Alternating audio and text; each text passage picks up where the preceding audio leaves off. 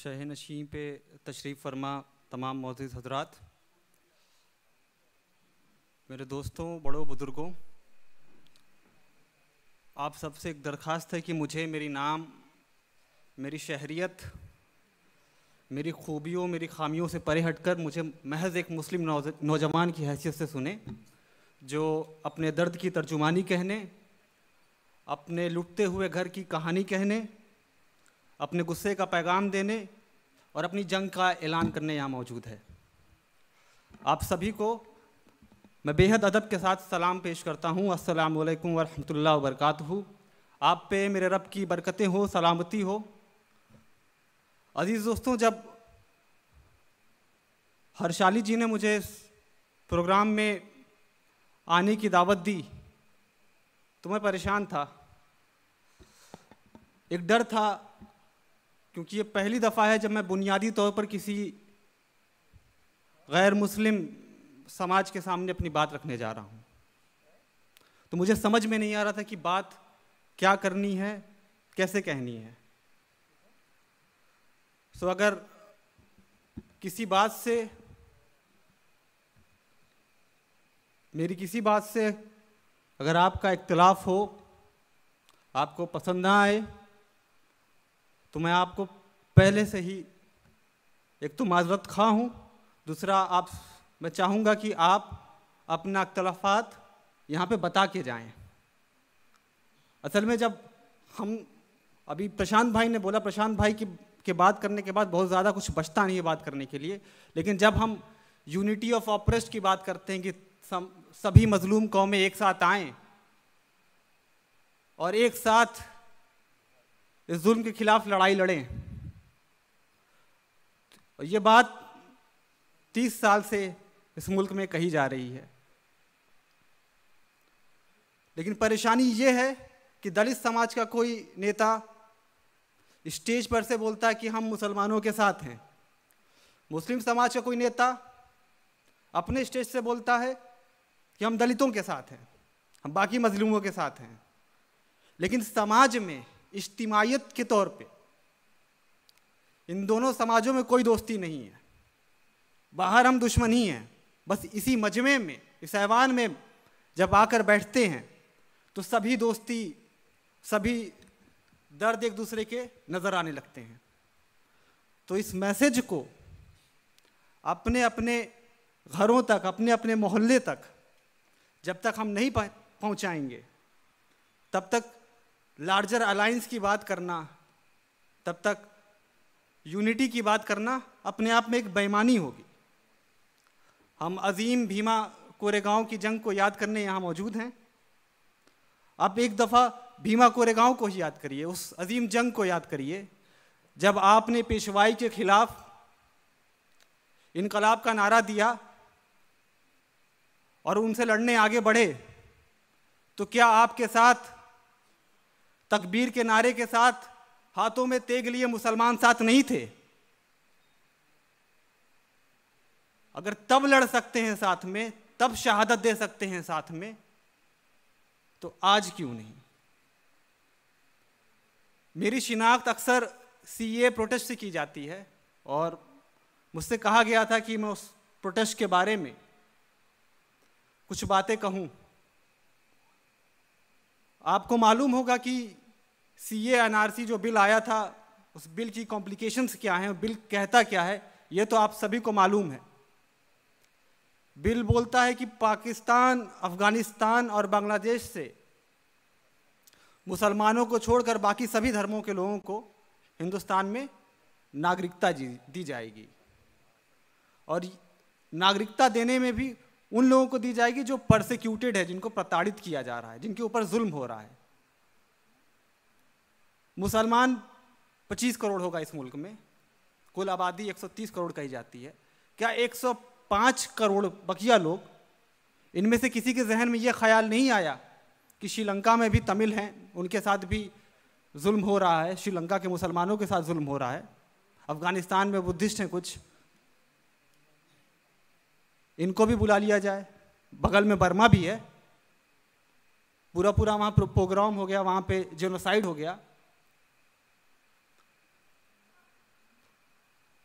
उनको भी बुला लेते। ये सवाल नहीं पूछे गए।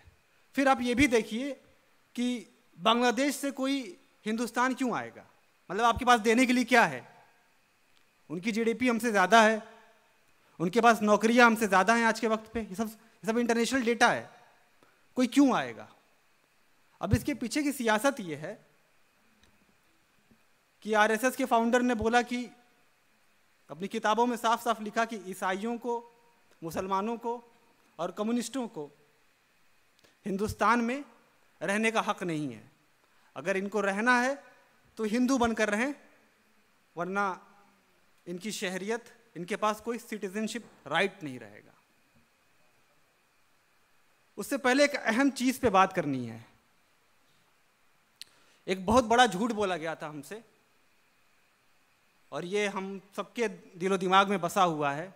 वो झूठ ये है कि हम सब एक कौम हैं, इस मुल्क में रहने वाले सभी लोग एक कौम हैं। ये झूठ 1930 के आसपास कांग्रेस पार्टी ने कहा था कि हम सब एक नेशन हैं, एक राष्ट्र हैं, एक कौम है। बाबा साहेब अम्बेडकर ने कहा नहीं, दलित तुम्हारी कौम का हिस्सा नहीं है। कायदे आजम ने कहा, मौलाना हजरत मोहानी ने कहा नहीं, मुसलमान तुम्हारी कौम का हिस्सा नहीं है। बहरहाल आज जब बाकी सभी बातें किनारे कर कर ये मान लिया गया, ये तय हो गया कि हम एक ही कौम हैं, और इसी वजह से ये लोग आके नारा लगाते हैं कि हिंदू मुस्लिम सिख ईसाई हम चारों हैं भाई भाई, तो बहुत बेईमान लोग हैं। एक तो हिंदू मुस्लिम सिख ईसाई के अलावा भी बहुत सारी कौमें हिंदुस्तान में रहती हैं जिनको आप इस नारे में शरीक नहीं कर, तो ये आपकी तरफ से बेईमानी है। और दूसरा, ये सवाल मैं पूछूं कि ना पूछूं कि जब हिंदू मुस्लिम सिख ईसाई चारों भाई हैं तो हर बार सिर्फ एक ही भाई पे जुल्म क्यों होता है? हर बार सिर्फ एक ही भाई क्यों पिटता है? ये जरूरी सवाल है। जब तक इन सवालों के सही जवाब ना मिले, लड़ाई को कैसे आगे लेके जाएंगे? तो इन्होंने एक राष्ट्र बताया, हिंदुस्तान एक राष्ट्र है, और उस जब राष्ट्र बनता है तो राष्ट्र की पावर एजेंसी, राष्ट्र को डिफाइन करने की पावर जिसके पास होगी वही डिसाइड करेगा कि राष्ट्र कैसा होगा, राष्ट्र में किसके पास क्या पावर होगी और राष्ट्र में किसको क्या प्रिविलेजेस मिलेंगी। तो अब तक उस राष्ट्र की हेजेमनी उन्हीं के पास थी जो आज सत्ता में हैं। हमको और बाकी सभी मजलूम कौमों को चाहिए कि एक साथ आएं और उनसे वो हेजेमनी छीने और कहें कि राष्ट्र तुम्हारा नहीं, राष्ट्र हमारा है। और संविधान की बात बार बार होती है। संविधान क्या है? एक आसान जबान में अगर किसी को समझाना हो कि संविधान क्या है, व्हाट इज कॉन्स्टिट्यूशन, तो ये जो सभी कौमें हिंदुस्तान में रहती हैं, इन सभी को एक साथ अमन के साथ, बराबरी के साथ रखने के लिए इन सभी कौमों के बीच में एक कॉन्ट्रैक्ट हुआ था, एक डील साइन हुई थी, एक मुआहदा हुआ था, और वही मुआहदा, वही डील, वही कॉन्ट्रैक्ट है हमारा संविधान। और आज जब संविधान को बचाने की लड़ाई लड़ी जा रही है, तो आपको उस कॉन्ट्रैक्ट को भी पूरी तरीके से लागू करना पड़ेगा, जिसमें मैं और आप सब बराबर हों। और उसके लिए हम लोग को अपनी आपसी लड़ाई, आपसी रंजिशें किनारे कर एक वक्त के लिए, कुछ वक्त के लिए साथ आकर इस लड़ाई को लड़ना पड़ेगा। मगर अगर संविधान लागू ना हो, अगर संविधान की कोई हैसियत ना बचे किसी भी समाज में, अगर कॉन्ट्रैक्ट की हैसियत ना बचे किसी भी समाज में, तो कॉन्ट्रैक्ट खत्म हो जाता है। और कॉन्ट्रैक्ट खत्म होने की सूरत में जंग होती है। एंड आई से this with full responsibility that we are in a state of war. हम जंग के बीच में जी रहे हैं। स्टेट के सभी organ, judiciary, police, legislative, executive, media, यही 5 ऑर्गन हैं हमारे स्टेट में। जुडिशरी का क्या हाल है? मुनव्वर फारूकी, एक कॉमेडियन जिसका जिक्र प्रशांत भाई ने किया, उन्होंने एक चुटकुला सुनाने वाले थे, सुनाया नहीं था, सुनाने वाले थे, और उससे माहौल खराब हो सकता था। इस वजह से आज वो जेल के पीछे हैं। जज कह रहा है कि हिंदुस्तान बहुत खूबसूरत देश है मगर तुम्हें बेल नहीं देंगे। बाबरी मस्जिद का फैसला, उसको देखिए। कुल मिलाकर, मैं जुडिशरी पे तबसरा नहीं करना चाहता, कुल मिलाकर पॉइंट ये बता रहा हूं कि जुडिशरी आज के वक्त में कम से कम मेरे नजदीक तो भरोसे के लायक नहीं है। एंड आई से this openly that I don't trust Indian judiciary. अगर सरकार के मुखबिर यहां बैठे हैं तो उनके लिए दोबारा बोल रहा हूं, I don't trust Indian judiciary. आपको स्टेट की जिम्मेदारी है कि स्टेट के ऑर्गन के ऊपर भरोसा सिटीजन्स करें। अगर सिटीजन्स भरोसा करना छोड़ दें तो स्टेट की जिम्मेदारी है कि वो माफी मांगे, वो आगे बढ़कर आए, पहल करे कि हाँ हमसे गलती हुई है, हम गलती तस्लीम करते हैं, आगे से ऐसी बात नहीं होगी। लेकिन हमारे यहाँ इन सभी फैसलों को सेलिब्रेट किया जाता है। पुलिस के बारे में एक मिसाल, उत्तर प्रदेश से मैं आता हूं, वहां का मुख्यमंत्री बोलता है कि हम इनकाउंटर करेंगे। जैसे इनकाउंटर एक मिसहैप होता है कि सामने से कोई आ गया, गोली चला दी, तो पुलिस को भी बदले में गोली चलानी है। हमारा चीफ मिनिस्टर बोल रहा है कि हम इनकाउंटर करेंगे, और अपनी हुकूमत में आने के बाद अगले 1 साल तक डेली 19 लोगों को मारा, सभी मुसलमान या दलित थे। और ये इनकाउंटर करने वाली पुलिस CNRC के प्रोटेस्टर्स पे उत्तर प्रदेश में सीने पे गोली चलाती है, बोलती है कि पाकिस्तान चले जाओ।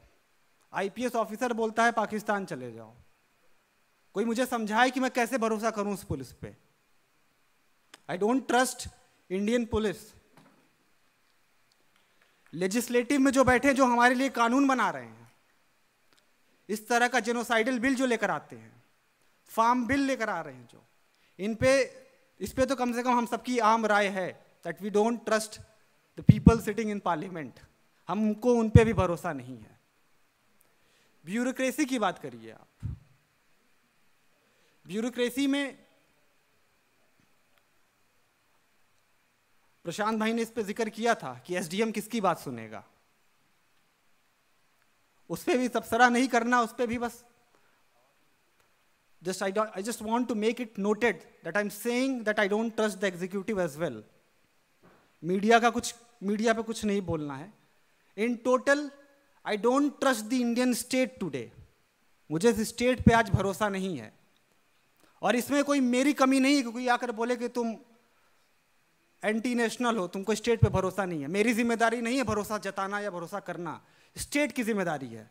वो दिलाए भरोसा कि मैं क्यों कहूं कि आप बोलते हैं कि मतलब हिंदुस्तान में बीजेपी को गाली देने के लिए प्रशांत भाई ने भी किया कि पाकिस्तान को जो है 4 बार गाली दे देते हैं, पाकिस्तान भी बीच में आएगा। तुम गए थे बिरयानी खाने, पाकिस्तान कोई बुरी जगह है, तुम गए। मेरे नज़दीक पाकिस्तान बुरी जगह नहीं है। दोबारा बोल रहा हूँ, मेरे नज़दीक पाकिस्तान, हिंदुस्तान, दुनिया का कोई मुल्क बुरी जगह नहीं है। जगह अच्छी या बुरी समाज तय करता है, वहाँ पे बराबरी कितनी ये तय करता है कि मतलब उसका नाम पाकिस्तान है। मतलब नेशनलिज्म अपने आप में कितना डरावना कॉन्सेप्ट है कि मतलब किसी मुल्क के बस होने भर से, मतलब आप हैं, हिंदुस्तान है, पाकिस्तान है, श्रीलंका है, बांग्लादेश है, अमेरिका है, रशिया है, इनके बस होने भर से हम जिंदाबाद का नारा लगाएं। आप बहुत अच्छे होते हैं, आपके यहाँ सब बराबर होता, आपके यहाँ कोई भूखा ना सोता, आपके यहाँ कोई जेलों में ना होता, आपके यहाँ क्राइम ना होता, आपके यहाँ इंसाफ होता, तो खुशी के साथ, फकर के साथ सब बोलते जिंदाबाद। चाहे हिंदुस्तान हो, चाहे पाकिस्तान हो, चाहे कोई मुल्क हो, जब आपके यहाँ भी वही बुराई है, उनके यहाँ भी वही बुराई है, तीसरे के यहाँ भी वही बुराई है, तो बस होने की वजह से हम जिंदाबाद क्यों बोले कि तुम हो, तुम एग्जिस्ट करते हो तो तुम्हारा जिंदाबाद। और नेशनलिज्म के साथ एक और परेशानी है कि नेशनलिज्म को चाहिए दुश्मन। ये तो आप नेशनलिस्ट रह नहीं पाएंगे, आप देशभक्त रह नहीं पाएंगे। मतलब हिंदुस्तान में नेशनलिस्ट होना है तो आपको दो चीज़ करनी पड़ेगी, एक तो बोलिए कि कश्मीर जो हिंदुस्तान का इंटीग्रल पार्ट है,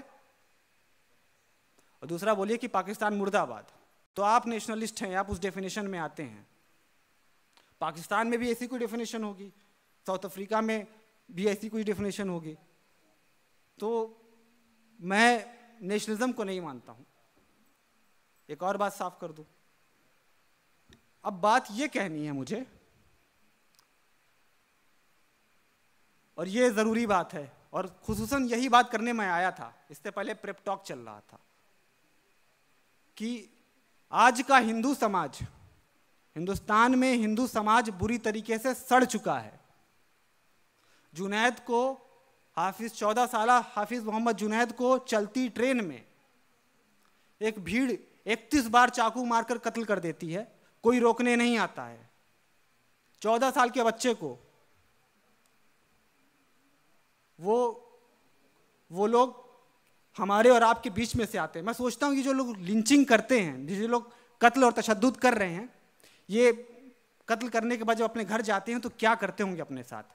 कोई नए तरीके से हाथ धुलते होंगे, कुछ दवा मिलाकर नहाते होंगे, क्या करते हैं ये लोग कि वापस आकर हमारे बीच में हमारे साथ उठते हैं, बैठते हैं, खाना खाते हैं, फिल्में भी देखने जाते हैं, फिर अगले दिन फिर किसी को पकड़ते हैं, फिर कत्ल करते हैं, फिर नॉर्मल लाइफ जीते हैं, मोहब्बत भी कर रहे हैं, घर में बाप का पैर भी छू रहे हैं, मंदिर में पूजा भी कर रहे हैं, लेकिन फिर बाहर आकर यही करते हैं। तो इसको इस तरीके से नॉर्मलाइज कर दिया है, इस तरीके से आम बना दिया है कि लिंचिंग हो रही है, कोई बात नहीं। आज से पहले हिंदुस्तान में मुसलमान को कत्ल करने के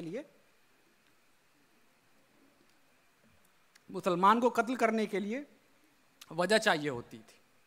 नहीं, ये इंडियन मुजाहिदीन से जुड़ा हुआ था, ये सिमी का मेंबर है, क्योंकि कहानी बनाई जाती थी, फलाना बम धमाके में इसका लिंक रहा होगा। उसके बाद रिप्रेशन स्टार्ट होता था, उसके बाद जायज़ करार दिया जाता था कत्ल करना, जुल्म करना। अभी वजह नहीं चाहिए, मुसलमान हो मार देंगे। गोश्त खा रहे थे, बकरी है, चिकन है, बीफ है, क्या है, नहीं फर्क, मार देंगे। ट्रेन में जा रहे हो, सीट मांगोगे, मार देंगे। सीट दे रहे हो, मार देंगे। बछड़ा चोरी, 2000 का बछड़े की चोरी, इंसान की जान ले ली। तो ये जो नॉर्मलाइज किया गया है मुसलमान को कत्ल करना, अब आप सोचिए ना कि हिंदुस्तान में हमारी लड़ाई किसके खिलाफ है? हमारी लड़ाई किसी फर्द, किसी मजहब या किसी नेता के खिलाफ नहीं है, किसी पार्टी के खिलाफ नहीं है।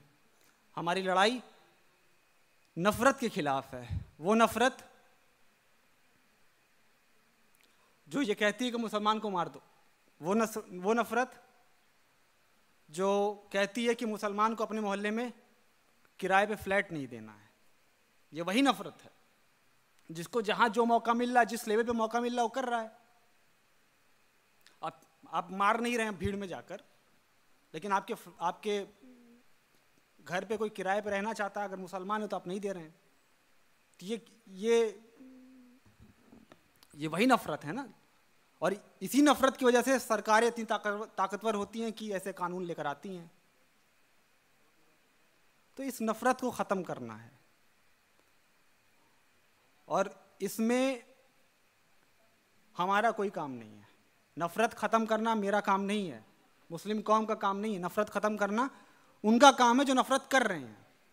We can't liberate you from your hatred. जो नफरत कर रहा है उसे खुद को, अपने आप को इस नफरत से आज़ाद करना पड़ेगा। हम बस बता सकते हैं कि तुम नफरत कर रहे हो और ये गलत है, और ये तो हम करते रहेंगे। मगर एक दूसरा मसला ये भी है कि जो सॉलिडारिटी मिलेगी हमें कि हम तुम्हारे साथ हैं, मुसलमानों लिंच हो रहे हो, हम तुम्हारे साथ हैं, तो मुसलमान की एक तस्वीर पेश की गई है। एक तो वो पेश कर रहे हैं कि आतंकवादी है, इसको रहना नहीं है, इसको कत्ल कर दो, और एक आप पेश कर रहे हैं। आपसे मुराद हिंदू समाज के अच्छे लोग जो अपने आप को अच्छा कहते हैं, जो हमारे साथ हैं, अलाइज हैं, कि बेचारा है, विक्टिम है, विक्टिमाइज। सिर्फ बेचारा, मुसलमान सिर्फ बेचारा रह सकता है या फिर बुरा रह सकता है, उसके बीच में मुसलमान के लिए कोई इमेजिनेशन ही नहीं है। मतलब आप ये सोचिए कि मैं 23 साल का नौजवान हूँ, अभी अभी BA पास किया है। मेरी माँ मेरे लिए क्या ख्वाब देखे कि मैं अच्छी जगह पढ़ूँ, अच्छी नौकरी करूँ, इज्जत के साथ ज़िंदगी गुजारूँ, इज्जत के साथ फैमिली बनाऊँ। लेकिन मेरी माँ मेरे लिए क्या ख्वाब देखेगी कि सफ़र में हो तो बच के रहना, बेटा जो कहीं पुलिस ना पकड़ ले, जिंदा बच के घर आ जाना। ये दुआएं मांगती है माँ।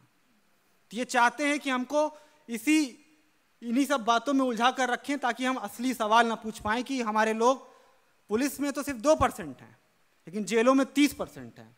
हमारे लोग संसद में सिर्फ 1% है, 4%, 6% कुल आबादी का सिर्फ छोटा सा हिस्सा, लेकिन जेलों में, इनकाउंटर की लिस्ट में, दंगों में मरे हुए लोगों की लिस्ट में सबसे ज़्यादा हम हैं। ये नहीं चाहते कि हम ये सब सवाल पूछें, इस पे बात करें। ये चाहते हैं कि हम अपनी सारी बात इन्हीं मसलों पर लाकर छोड़ दें।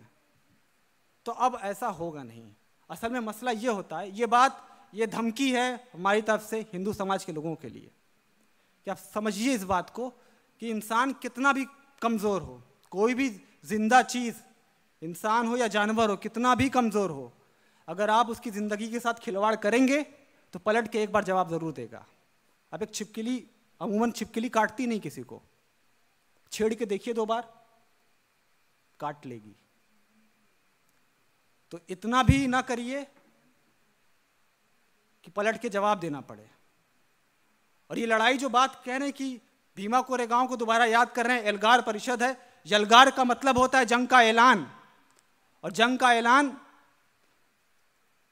तभी कर सकते हैं जब हमारे बीच में लोग शहादत देने को तैयार हों, सैक्रिफाइस करने को तैयार हों। तब शहादत देनी थी, खून, अपनी जिंदगी।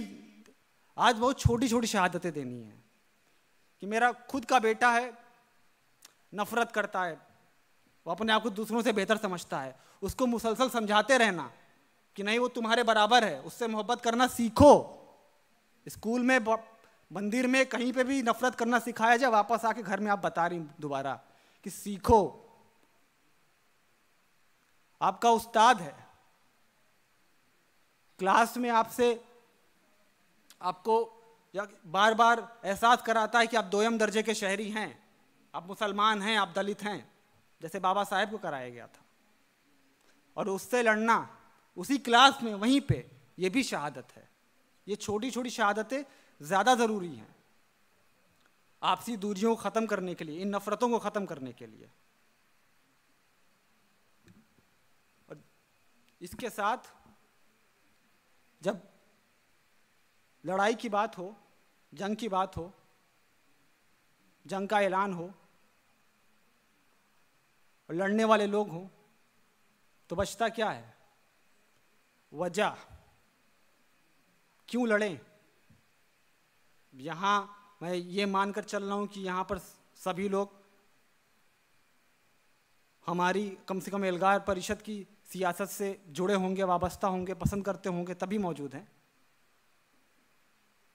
लेकिन ये हमारे साथ, मुस्लिम सियासत के साथ, अम्बेडकराइट सियासत के साथ ये परेशानी है कि आवाम के बीच में, आवाम के दिलों में जितना दर्द और रंज हम अपने दिलों में लेकर चल रहे हैं, उतना अपने लोगों के दिलों में नहीं पहुंचा पा रहे।